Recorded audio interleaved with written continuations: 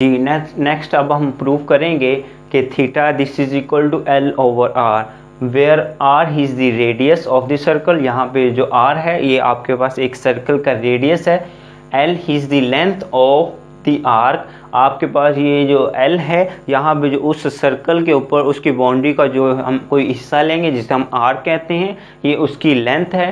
And theta is the circular measure of the central angle, और ये जो यहाँ पे थीटा इस्तेमाल हो रहा है ये उस सर्कल के सेंटर के ऊपर बनने वाला जो सेंट्रल एंगल है वो हमारे पास यहाँ पे ये थीटा को डिनोट कर रहा है। हमने इसे प्रूव करना है। प्रूव करने के लिए फर्स्ट ऑफ ऑल हम बाय रेडियन, अभी जो हमने डेफिनेशन पढ़ी है कि 1 रेडियन किसके इक्वल होता है, हमें पता है कि 1 रेडियन एक ऐसा एंगल होता है जो सर्कल के सेंटर पे बनता है।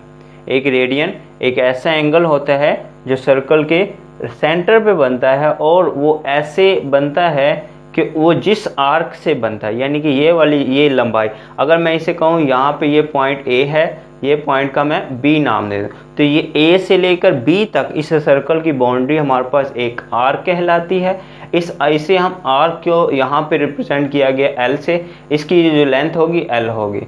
ये ओ सेंटर को ओ से रिप्रेजेंट कर रहा हूँ। अगर मैं कहूँ यहाँ पे जो एंगल बन रहा है वो 1 रेडियन एंगल बन रहा है, तो हमें 1 रेडियन एंगल बन रहा है, तो हमें पता है यहाँ सेंटर से लेकर किसी भी पॉइंट तक का फासला जो होता है वो इसका रेडियस कहलाता है। सिमिलरली ये भी इसका सेंटर से लेकर ये वाला पॉइंट भी इसका रेडियस कहलाता है। और अगर 1 रेडियन बनता है तो बाय डेफिनेशन ऑफ 1 रेडियन आपके पास ये जो आर्क होगी ये भी इसके रेडियस के बराबर होगी। अगर आपके पास ये जो आर्क यानी कि आर्क की लेंथ जो है वो रेडियस के बराबर आ जाए तो इस वक्त यहाँ पे सेंटर के अंदर जो एंगल होता है वो 1 बनता है। तो यूं हम कहेंगे बाय डेफिनेशन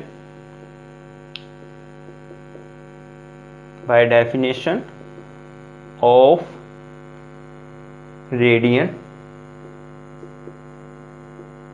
रेडियन की डेफिनेशन के मुताबिक एन एंगल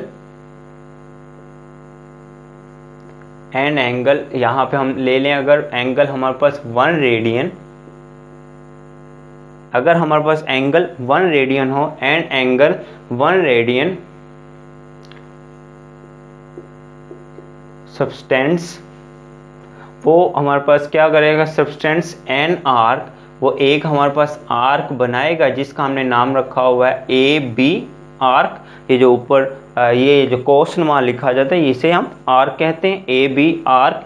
ये A B an arc A B on the circle, ये सर्कल के ऊपर बनाएगी आर्क ऑफ लेंथ, और ये जो आर्क होगी इसकी लेंथ हमारे पास किसके इक्वल हो जाएगी, by definition of radian. Radian के मुताबिक अगर आपके पास एंगल जो है वो 1 रेडियन है, एंगल 1 रेडियन हो तो इसकी जो आर्क है, ये जो आर्क है इसकी जो लेंथ होती है वो आपके पास रेडियस के इक्वल ही होती है। इसलिए मैं इसे यहाँ पे रिप्रेजेंट कर रहा हूँ 1 रेडियन, क्योंकि आपके पास एंगल है रेडियन, तो हमारे पास ये आर्क लेंथ, इसकी ये जो आपके पास आर्क होती है ये यहाँ से लेकर ये वाला जो इसका हिस्सा ये इसकी आर्क लेंथ होती है 1 रेडियन के लिए, ये आपके पास रेडियस के इक्वल ही होती है। इसलिए हमने इसे 1 मल्टीप्लाई बाय रेडियस करेंगे तो वो हमारे पास 1 ही रहेगा।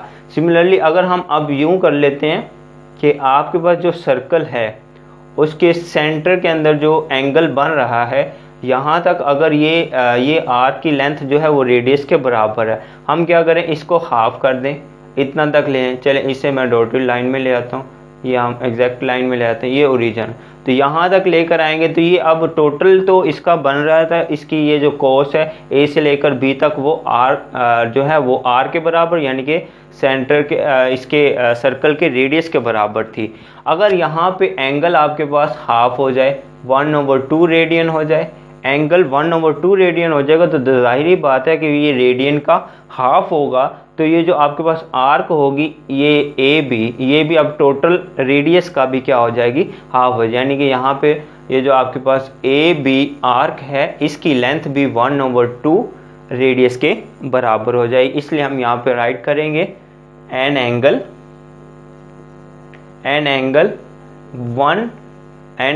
ऑफ 1 रेडियन, अगर 1 रेडियन का एंगल है that is subtends an angle an arc, जो एक आर्क बनाएगा ऑन द सर्कल, सर्कल के ऊपर, ऑफ लेंथ, उस आर्क की लेंथ हमारे पास क्या होगी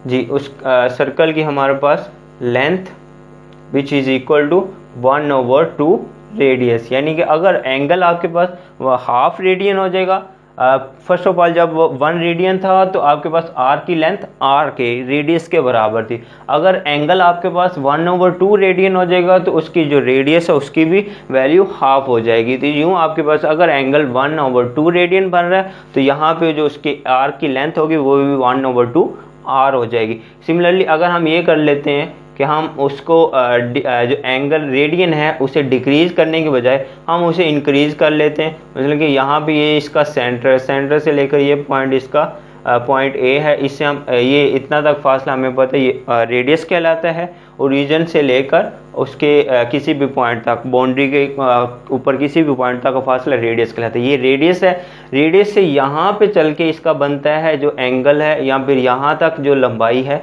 वो, ये जो आर की लंबाई है वो इसके रेडियस के बराबर। हम यहाँ और यहाँ पे एंगल फिर बनेगा 1 रेडियन का मतलब, जैसे कि हमने यहाँ पे बात कर ली। मैं इसके डबल, अगर ये 1 रेडियन है तो मैं इसका डबल एंगल, यानी कि आप अप्रोक्सीमेट देखेंगे तो यहाँ पे आ जाए, तो यहाँ से लेकर इस ए से ये रेडियस से लेकर इस रेडियस तक का अब टोटल इसका एंगल बनेगा 2 रेडियन। अगर एंगल 2 रेडियन हो जाएगा तो जाहिर बात है ये एक रेडियस की वैल्यू होती है 1 रेडियन में, तो 2 रेडियन होगा तो ये भी 1 रेडियन प्लस 1 रेडियन, तो ये आपके पास बी, ये आर्क लेंथ, ये जो ए बी आपके पास आर्क होगी इसकी लेंथ भी क्या हो जाएगी 2 रेडियस। जब हमने एंगल क्या हो जाएगा आपके पास सेंट्रल एंगल 2 रेडियन हो जाएगा। तो सिमिलरली हम राइट करेंगे एन एंगल ऑफ 2 रेडियन। अगर हमारे पास एंगल जो है वो 2 रेडियन हो तो वो क्या करेगा, सब्सटेंस एन आर्क, वो जो आर्क आपके पास सब्सटेंस करेगा जिसका हमने नाम रखा हुआ A B R on the circle, circle के ऊपर ऑफ लेंथ, वो जो आर्क बनाएगा उसकी लेंथ क्या हो जाएगी आपके पास 2 रेडियस। सिमिलरली अब यहाँ पे हम जनरली बात कर लें, हम जो है वो ये कह लेते हैं कि जो सेंटर के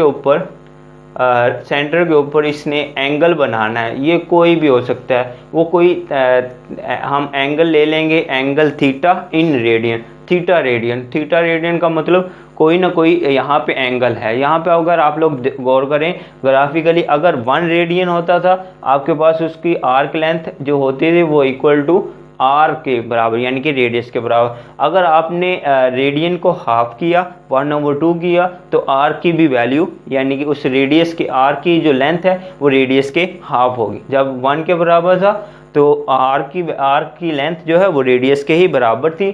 जब हमने एंगल 1/2 रेडियन किया तो आर्क लेंथ 1/2 रेडियस हो गई। जब हमने एंगल को 2 रेडियन किया तो आर की लेंथ 2 मल्टीप्लाई बाय रेडियस हो जाएगी, यानी कि जितना एंगल यहाँ पे आ रहा होता है उतना वो उस जो आपके पास रेडियस है उसके साथ मल्टीप्लाई करके उतनी वैल्यू वो उसकी आर्क लेंथ बन जाती है। सिमिलरली अगर ये मैं पॉइंट कह देता हूँ बी, तो यहाँ पे अब एंगल बन रहा है थीटा। इन्हीं कंसेप्ट को अगर हम अपने माइंड में लेकर आएंगे तो यहाँ पे जो आर्क लेंथ ए बी बनेगी इसकी जो लेंथ होगी वो मल्टीप्लाई बाय थीटा रेडियन और थीटा रेडियस होगी। यहाँ पे जैसे कि 2 रेडियन थी तो आर्क लेंथ 2 रेडियन हो जाती, 2 रेडियस हो जाती थी। यहाँ पे अब थीटा रेडियन है तो आपके पास आर्क लेंथ थीटा रेडियस हो जाएगी। तो हम यहाँ पे कहेंगे लिहाजा यहाँ पे आ जाएगा that is an angle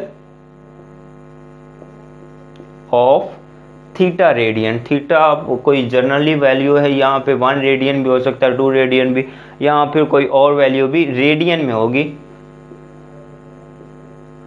substance an arc, उसके ज़रिए से जो आर्क बनेगी ए B on the circle of length, और सर्कल के अंदर उसकी जो लेंथ होगी वो हमारे पास इक्वल टू होगी थीटा मल्टीप्लाई बाय रेडियस। यहाँ से हम ये इम्प्लाइज करेंगे, ये जो आपके पास आर्क लेंथ है इसे हम यूँ रिप्रेजेंट कर देते हैं ए बी, यानी कि arc length which is equal to theta radian. लेकिन अगर आप लोग यहाँ पे इस स्टेटमेंट के अंदर गौर करें, ये जो L है L को हमने क्या कहा हुआ, L is the length of the arc. ये जो आर्क, ये आर्क बन रही है, ये ए बी आर्क है, इसकी लेंथ को ही, ये दरअसल लेंथ ही इसके इक्वल है, इसलिए हम इसे कह देंगे ये जो ए बी आर्क है ये दरअसल इसकी लेंथ है। Length this is equal to theta over R. और हमने जो प्रूव करना था वो था theta this is equal to L over R. तो यहाँ से देखिएगा थीटा के साथ ये रेडियस मल्टीप्लाई कर रहा है, ये दूसरी साइड पे मूव करेगा तो ये एल ओवर आर हो जाएगा। और लेफ्ट हैंड साइड को हम जो है वो राइट हैंड साइड की जगह और राइट हैंड साइड को लेफ्ट हैंड साइड की जगह लिखते हैं तो फिर भी वो इक्वल हैं, जैसे कि वो पहले से इक्वल। तो यूँ हमारे पास जो हमने प्रूव करना theta this is equal to L over R, तो ये हमारे पास बात साबित हो जाएगी।